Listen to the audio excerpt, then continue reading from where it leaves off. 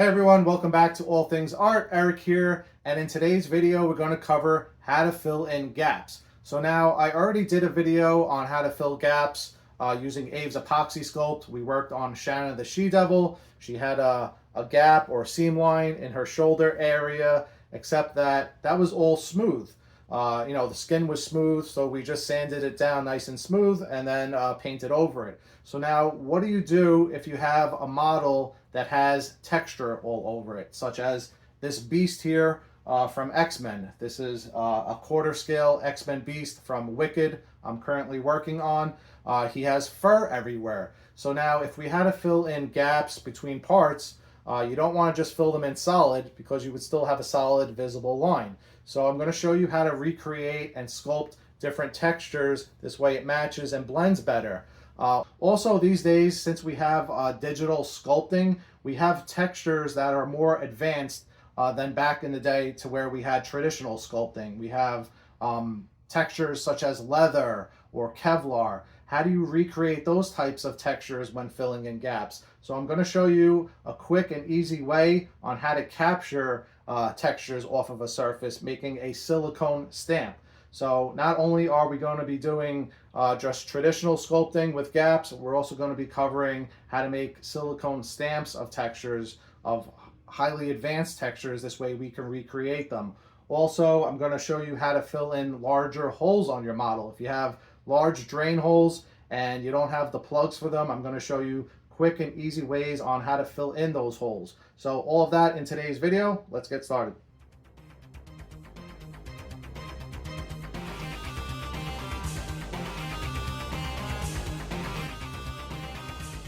Okay, so as mentioned in today's video, we're going to be filling gaps between two parts, but this time with texture. This is the X-Men Beast from the Marvel series X-Men line. So in my last video, I did a tutorial on how to fill gaps between two parts, but we did it on a female body. The two parts were both very smooth because it was just skin. So we were able to fill the gap and then sand it down smooth to hide the seam line. But when you have a 3D printed object such as this that has texture, which would be the fur, you don't want to just fill in that seam line right here all solid, because it would still look the same once filled in. You would have a eyesore of a line running through the model. So the way to professionally fix that and go around that is to first fill in the seam line, and then we're going to come back and actually sculpt back in some of the fur and some of the hairlines with the fur. This way it blends naturally between the two parts and we don't have that sharp line running across. So now when it comes to a texture such as fur, it's pretty simple to go in and traditionally sculpt it back into place, which we're going to do to hide this line using Aves Apoxy Sculpt, like we did in the last video for hiding gaps. But these days we have these 3D printed objects. They're done with 3D software versus the old days where everything was traditionally sculpted by hand. And now we have more detailed patterns, such as these pants. If it's showing up on camera, it has this small dotted pattern. So if you had something like that, it would probably be, near impossible to try to go in and sculpt something like that by hand to match the pattern. So I'm going to actually show you how to make a copy of any pattern using a stamp from silicone. So we're going to make a silicone stamp to capture the texture, which then you can go around and use to stamp in certain areas to add back that same textured pattern wherever you wanted to add it. It's also pretty common in doing repair work. If you ever watched my videos on doing statue repair, I get sent a lot of statues to repair, especially Batman statues, to where Batman has, leather cowls or leather within the suit. So there are times where I have to sand down a surface to repair it, and then go back before painting it. I have to go back and add the leather texture. As you can see, it's very similar to this belt right here. So again, something like this wouldn't be possible to sculpt traditionally by hand. So again, I'm going to show you how to capture these types of textures using a silicone stamp. There might be other cases to where you're removing support lines, or support marks from off of your 3D print, and you needed to sand down the area instead of having a bald spot and losing that texture. Again, it becomes useful to have that stamped texture. This way you can reapply it and match the pattern. So I'm going to show you how to do all of that in this video, and I'm also going to show you how to fill gaps on removable parts. So on the last video, I did a tutorial on how to add magnets between two parts. So we had magnets installed on the portrait as well as the neck of the body. Again, this is a Beast from the X-Men Marvel series. So we applied magnets like so, but we still have, see if it'll show up on camera, we still have a seam line on this side. Let me zoom in into it. So as you can see, once we zoom in, there is a seam line which is visible. I don't want to leave that because it is an eyesore. So now if I were to take my Aves Apoxy Sculpt and go in there and fill in that gap, it would basically permanently attach the head to the body, which we don't want to do. We want to keep this removable so we can take it off. If you had switch out parts that you needed to keep removable with magnets, there's times where you need parts to be removable. In this case, we're making this removable. This way it's just easier to ship because the hair strands are very fragile. But anyway, getting back to the gap around his neck, I'm going to show you how to fill that in. This way it's not permanently attaching the head to the body, and we'll still be able to remove it. So we'll also cover that in this video. So before we can go around and start to fill in the gaps and hide the seams, I first need to get this guy glued together. This way he's nice and solid. We're going to glue all the parts together. Once the parts are glued together, then I'm going to go around and start to add the Aves Apoxy Sculpt within the cracks, the gaps, lines, whatever you want to call it. And then from there, we're going to go in and start adding some of this fur texture to cover it up even more. This way we have nice professional results. So let's get him glued, and then we can proceed with adding the textures back into the sculpt. As for gluing the parts together, we're going to be using a 2-part epoxy. This is by JB Weld. It's their clear weld version, and it's a 5-minute setting epoxy, meaning it sets in 5 minutes. If you'd like to see detailed instructions on how to use that, you can pretty much check out any of my videos. I use it all the time, as well as this version. This is the steel version. And again, this is basically close to 5 minutes. This one's a 6-minute version, and I have an entire dedicated video on how to mix up and use this 2-part epoxy. But this is always my go-to stuff when it comes to gluing statue parts together.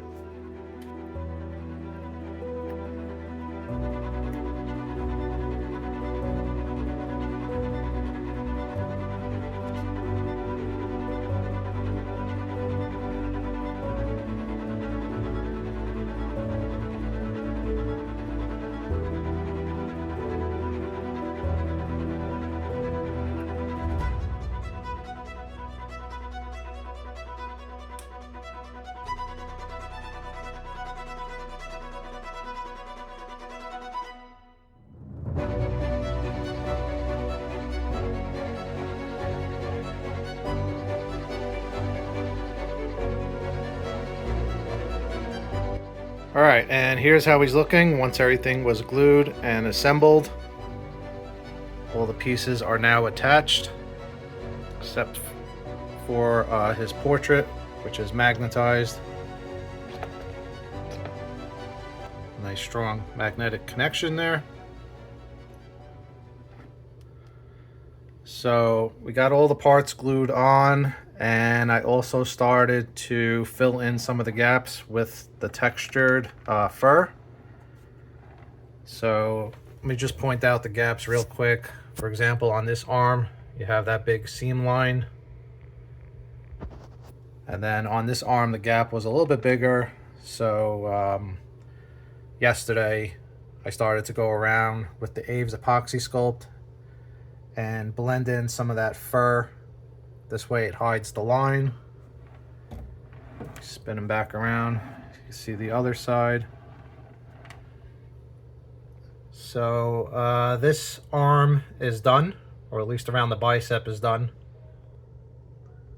So as you can see, it looks a lot more natural when you blend in the textures. And I still have to sand this down and smooth that out a little bit. But you can see the difference between doing something like that to where it just now looks like all one piece, compared to if you left it like that, you would just have a solid line running across. So even if this was filled in, you're still always going to see a solid line going across the arm. So that's why I'm showing how to fill in gaps with textures so you get better results for your work. There was a giant gap on the back of the arm, so I had to go a little bit heavy with the fur right there just to bring it out and hide it. So once this all gets sanded and primed, it'll all blend in nicely. But so far it's looking good. So I got that arm done. I'm gonna have to go around every single part that was glued in. So you can see between the pants, there is a seam line. So I'll have to go in through there, as well as the foot. Those black markings are just to line up the foot correctly. This way it sits on the base when I glued the foot on. This way he keys in correctly onto the base. Everywhere else isn't too bad, so there's just only like a small little line there, but I'll put in some fur pieces to hide it. This way you don't just see a line going straight across. The worst fitment was this arm, so that required a lot of work. This arm is definitely a noticeable gap, so I'm probably gonna have to spend a lot of time doing this arm. And let's see, around the back of his belt looks pretty good. I don't think I have to do anything back there. Let's see where else. The front of his hand, I'll have to go in a little bit there. And maybe a little bit, yeah, around his waist. I probably won't do anything with the fur. I'll probably just leave that solid and just make it look like it's a part of the belt. So I'll just fill it in, and the gap will become the belt, not the fur. So that's the other thing to figure out when you're filling in gaps, which area you want to blend. Is it easier to blend the fur, or is it easier to, to blend the pants? Which way does it make sense? In this case, we had to do the fur up here.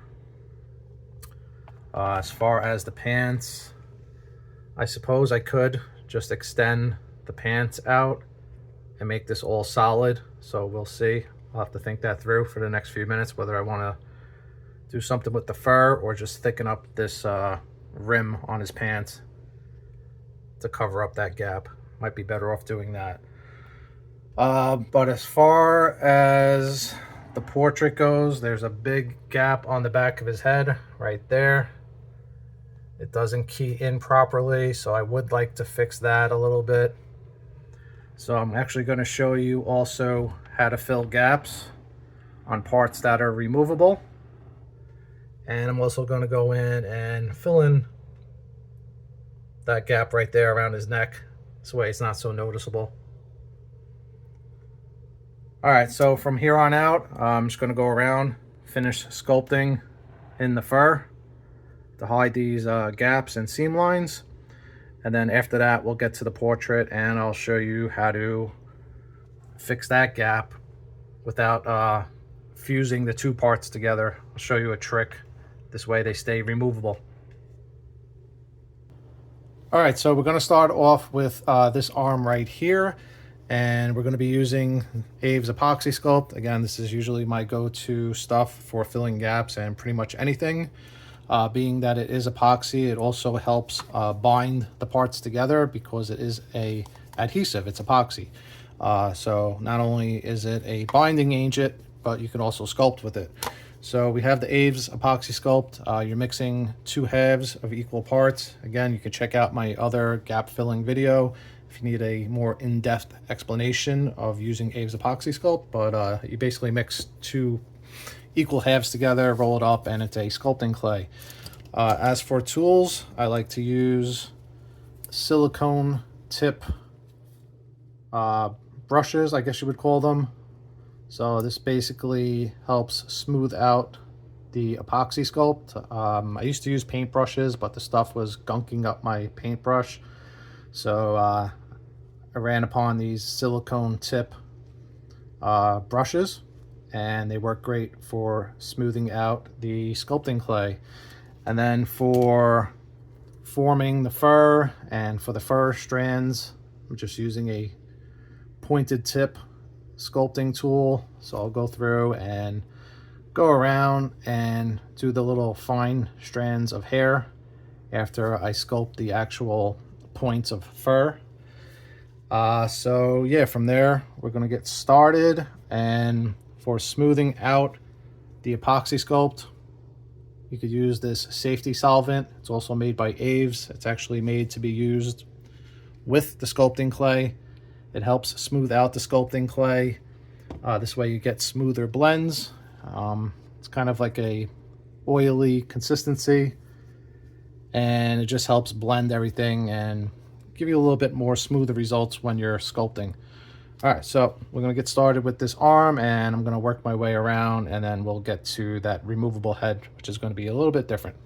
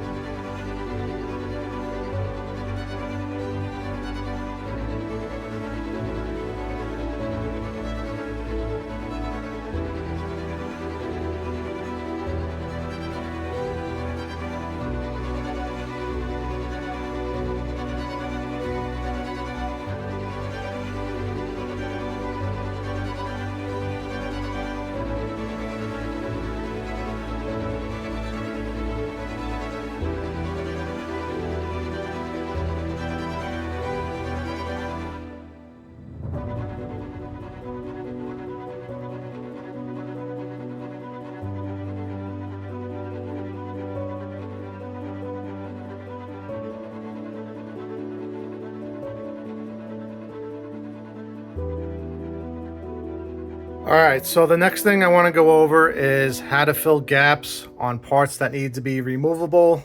As previously mentioned, I have a small seam line on the back, well, not the back, the side of his neck there, but most noticeably on the back of his head, right around that area right there. It doesn't sit flush onto his trap of his shoulder.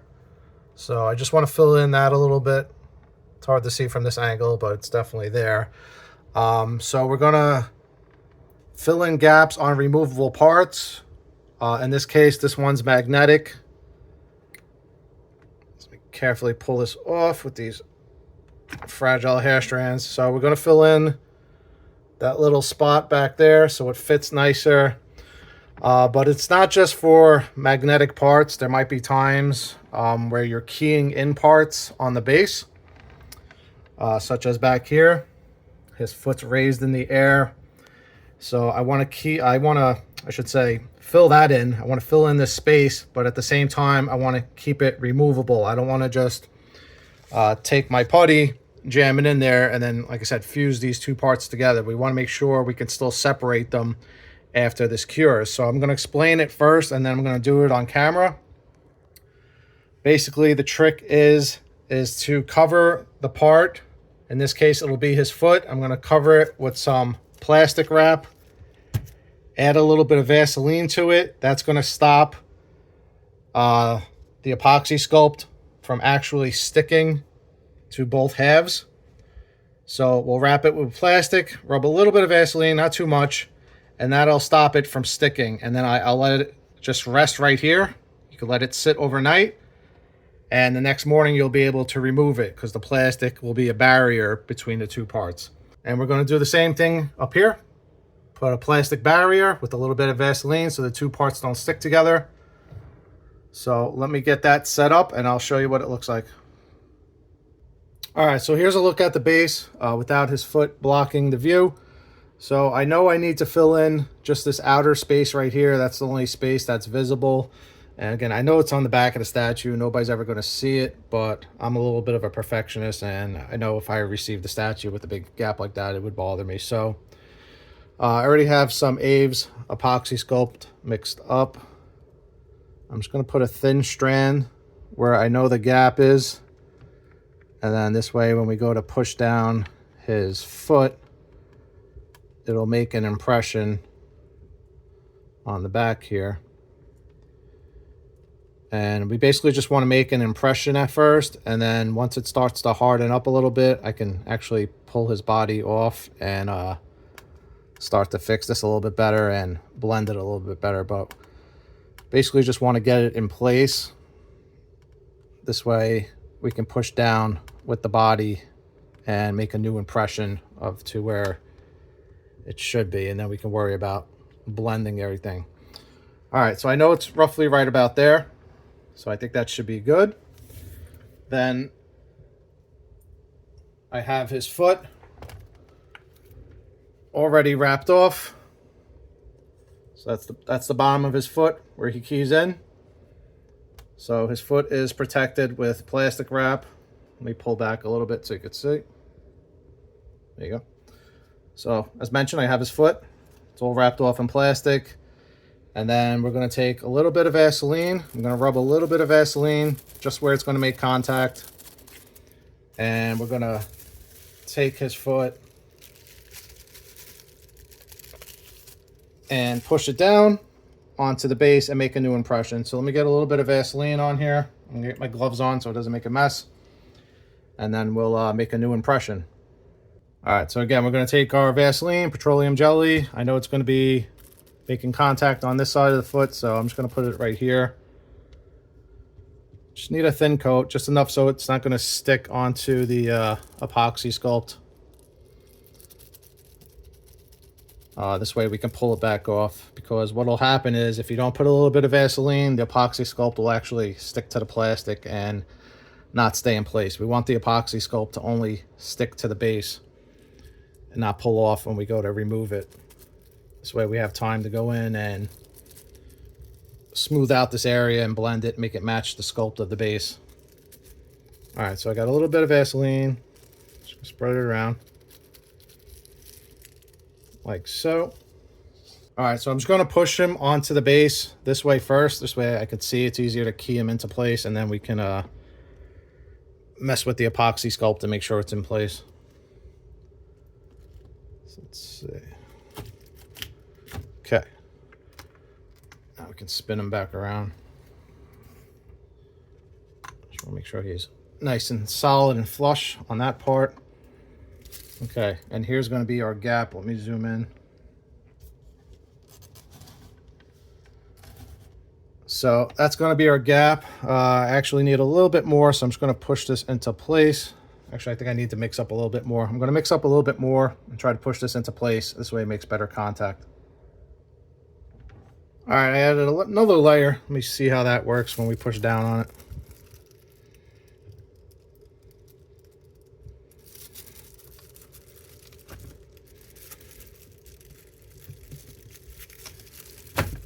Okay. All right, that's a lot better. Now I can push it into place, fill in that gap. We'll let it rest for a little bit, and then we'll be able to remove it.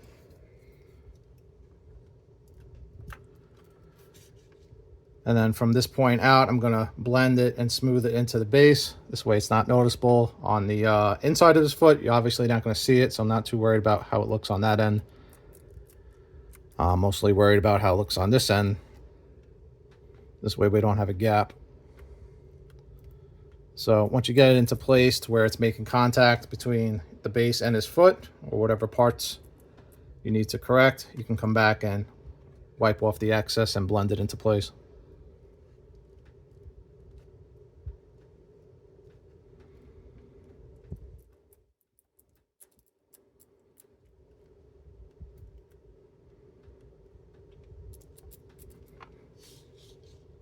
All right, I'm gonna go around, smooth that out for a little bit, and then I'll be right back.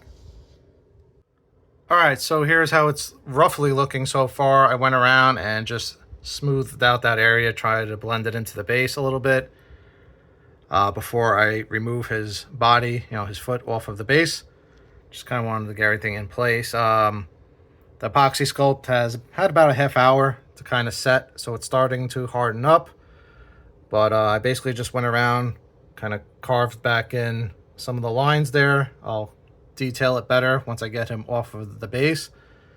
And then I just kind of feathered it out. The base is all broken and torn. It's battered metal, so it doesn't have to be perfect. It's an explosion, so it doesn't have to be the prettiest thing in the world. But basically going to go back and try to make this the sculpting clay have a little bit more of like a hammered look with the metal. This way it blends a little bit better. But I just wanted to show you now, because that we added the Vaseline to the foot, I'm going to slowly pull him off. You want to wait until the sculpting clay had time to harden a little bit, but as you can see, it's not sticking to the plastic, so we can pull him off the base. So I'm going to now pull him off the base. It's been about a half hour, and now I can kind of do a little bit more putty work under his foot. All right, sorry about that. I couldn't get him off of the base one-handed. But basically, here was his foot. As you can see, none of the sculpting clay stuck to the plastic or his foot because we had that Vaseline in place.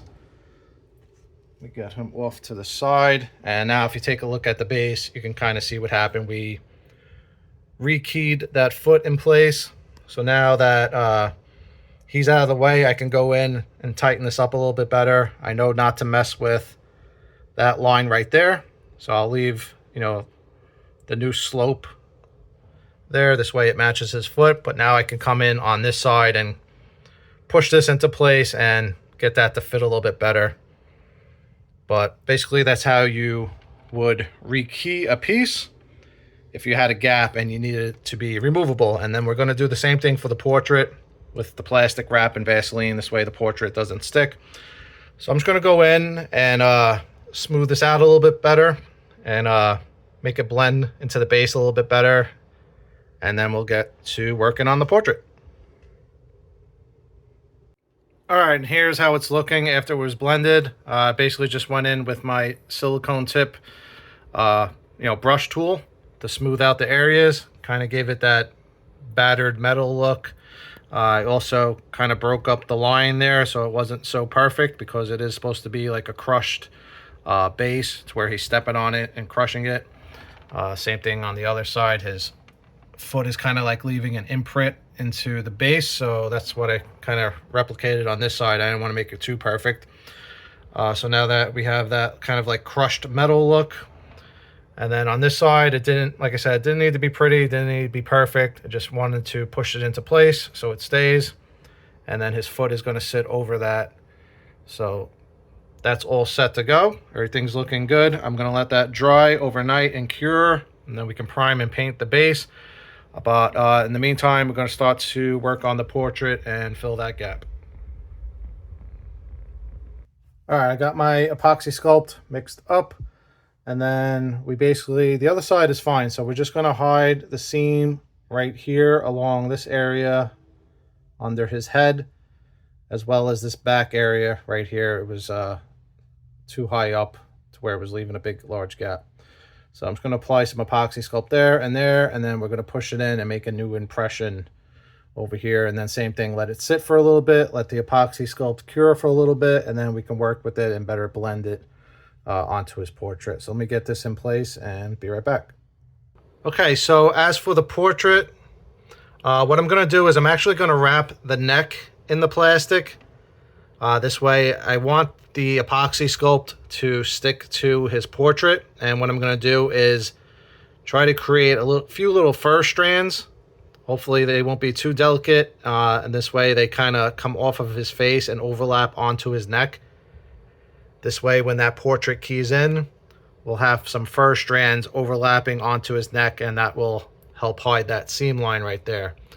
And then the same thing, I want the sculpting clay to be stuck to his portrait on the back there.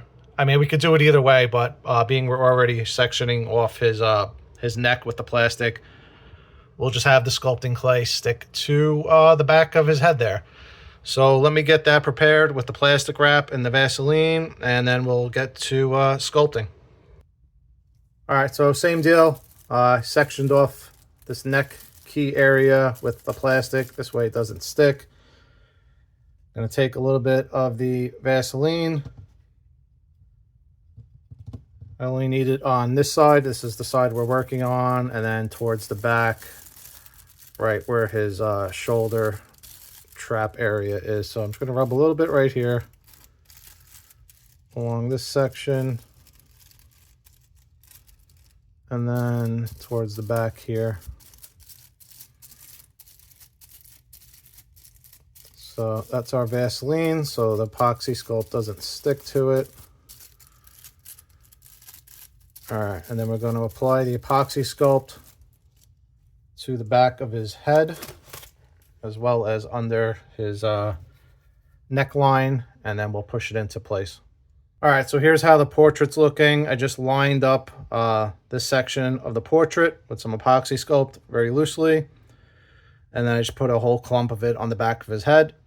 We're going to now push it into place. That'll leave a new marking, a new indentation of how the sculpt should be, and then, like I said, we can let it dry for a little bit, pull the head back off, and start to sculpt and blend it. This way it looks better. So that should help cover the gap, and I'll create some fur strands coming off of it.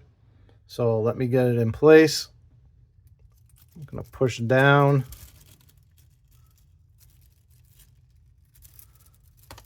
This way it makes a new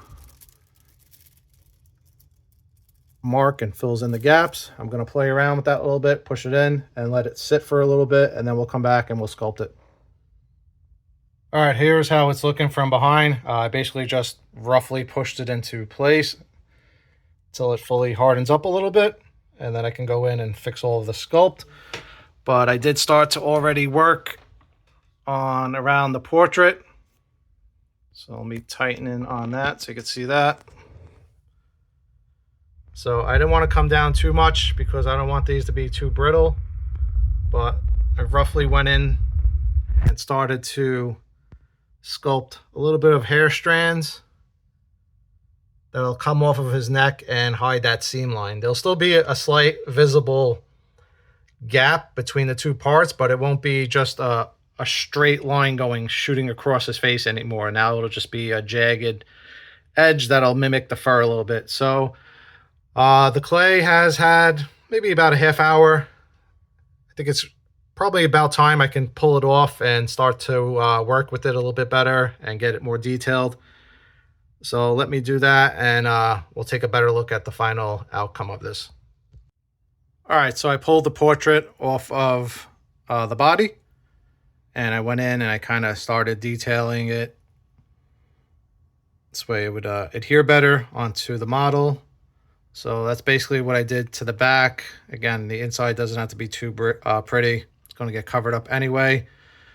But here's what I did for that seam line. As you can see, I added a little bit of a break between that straight line. This way it had a little bit of, a few little fur hair strands coming off. So from far away, and then once it's on his neck, you're not going to see all that, but at least it won't be that harsh straight line anymore. It'll be a little bit more natural. So I'm still working on the fur, detailing it a little bit. I'm going to put it back onto the model and just make sure everything's fitting correctly. Let it sit for a little bit longer and work on those hair strands just a little bit more, even though you're not going to barely see them. This way it looks a little bit more like fur, but so far, yeah, it's holding up tight. It looks good. And it now overlaps onto the key. Once everything's dried, I'm going to come back and show you the full look. This way you can actually see it on the model without the plastic in the way. As far as the Vaseline goes, you will need to use like some isopropyl alcohol once it's dry, and go around and just clean up the Vaseline. You don't want to leave Vaseline on the model before you go painting it. You want to get everything cleaned up and nice and dry, so you don't have a slick residue on the model. So I'm gonna, like I said, put this back on. I still have his foot sitting on the base over there resting.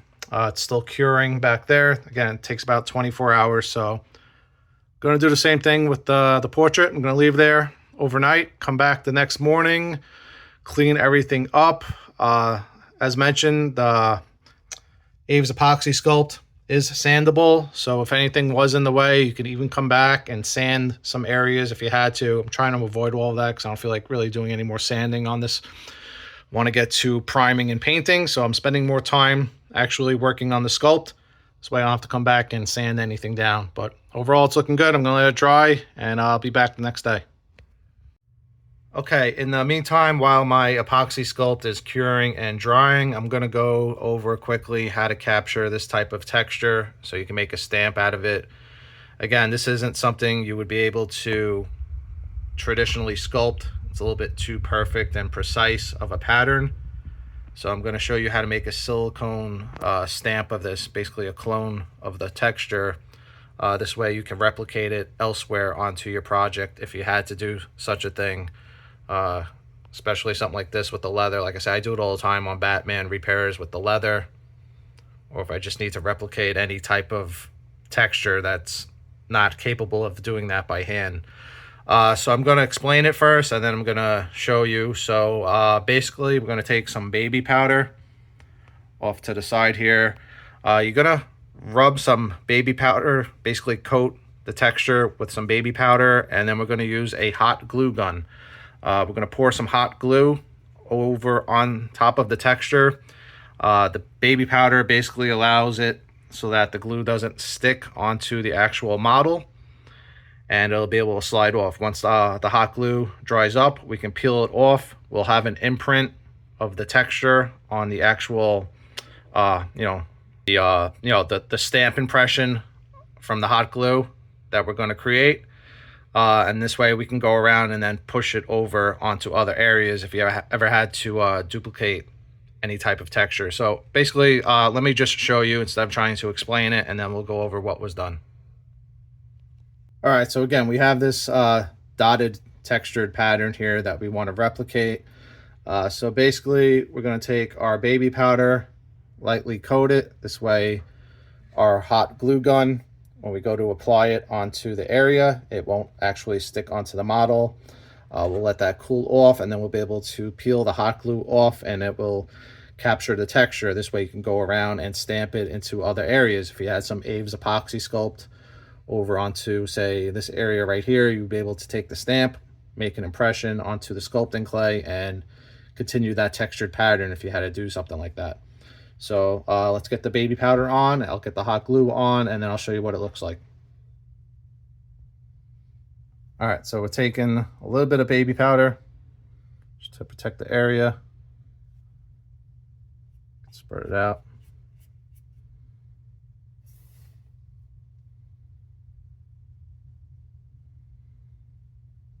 This way our glue doesn't stick onto the actual model. I'm going to take my hot glue, apply it over onto the textured area.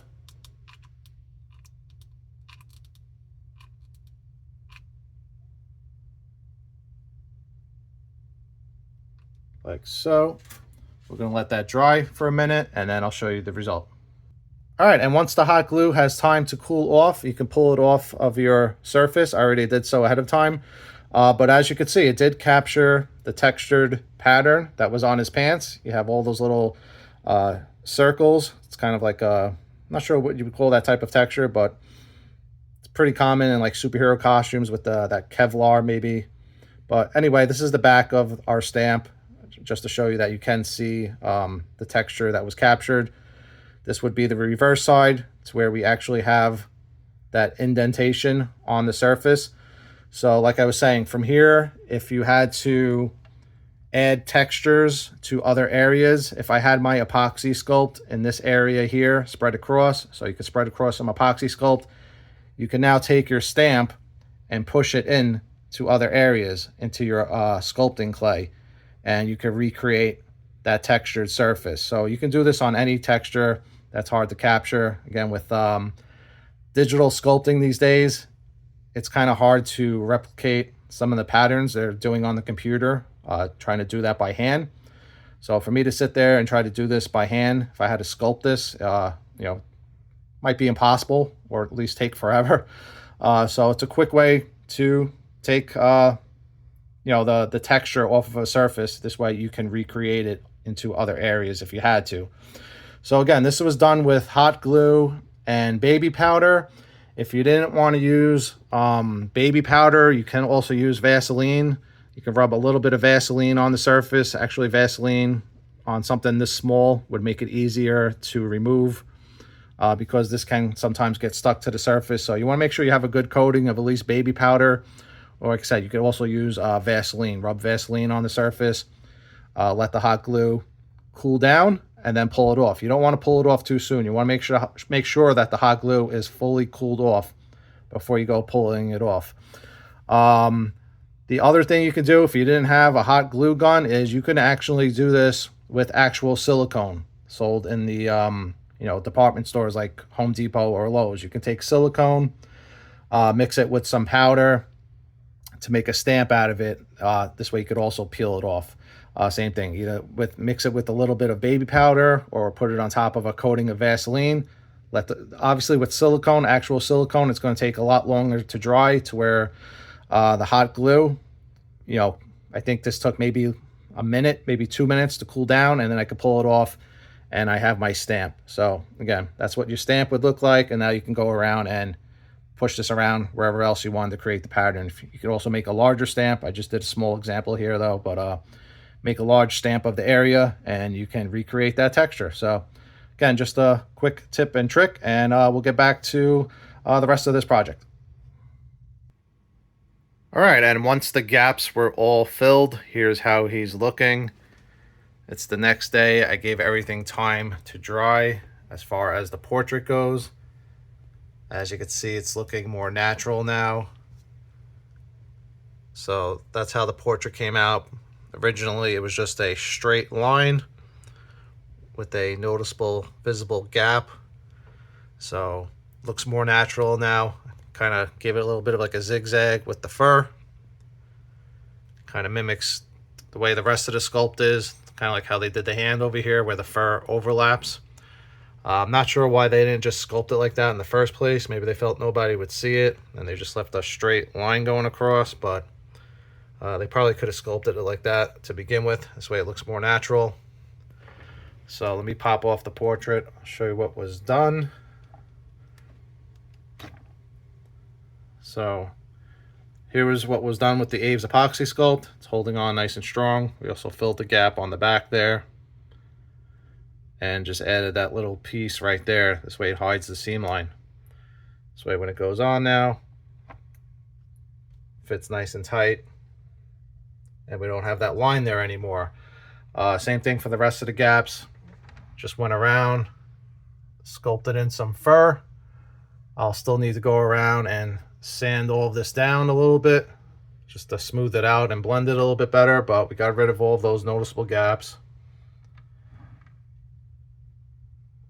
Anywhere there was noticeable visible gap lines was all covered up with the Aves Epoxy Sculpt. Just went around and sculpted some fur.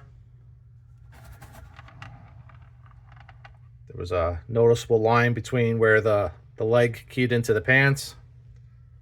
So again, all that was filled in, and again, I still need to go in and sand some of this down just to smooth down the epoxy sculpt a little bit more. Here's a look at that back foot to where he was keyed in. So I fixed that. Also off camera, I did fix the way the foot sits on this side. I didn't do anything with epoxy sculpt. I just heated it up. So I positioned him into place. I clamped down this foot into position. Originally, this foot was off-centered. It was a little bit more to the right, and it wasn't lining up correctly onto the base. So overnight, I clamped it down like this, and then I repositioned this foot into place and just held it down. I couldn't clamp it. There was nowhere to clamp it, so I just held it down with some duct tape, basically, just to hold it down in place. And I also held it with my hand. Heated it up with a hair dryer, which made him a little bit more pliable and flexible. And I was able to shift this foot over and just let it cool overnight. I heated it up with the hair dryer about 90 degrees until I could shift this foot over a little bit. And then I just left it clamped overnight until it cooled down. It's the next day, everything cooled off. It's not shifting anymore. Everything's sitting in place.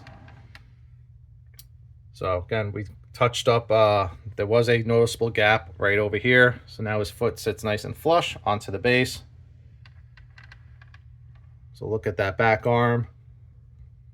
Again, had to sculpt a lot of fur on that side because, again, there was a noticeable gap over here. I left a little bit of a seam, not so much a seam, but a little bit of space on the portrait on the back there. This way the head just keys into place without scuffing up the paint. But overall, all the gaps were filled in. A few little spots around the belt. He's looking good. He is all set for primer once I sand him down a little bit. Give him a once over, make sure everything's looking okay. But yeah, basically he's going to go into primer and then paint. If you want to see that, stay tuned to the channel. Hit the subscribe button. And I'll have a whole series of videos working on this guy. We're going to cover everything from today's video, filling in the gaps, to getting him primed, as well as to getting him painted. I also have another video on adding magnets. So check those videos out. And as mentioned, if you want to see the progress of him, I'll be doing a whole series of videos, including painting him from start to finish. So stay tuned, subscribe, hit the like button, leave me a comment, let me know what you're thinking. And as always, I'll see you in the next project. Take care.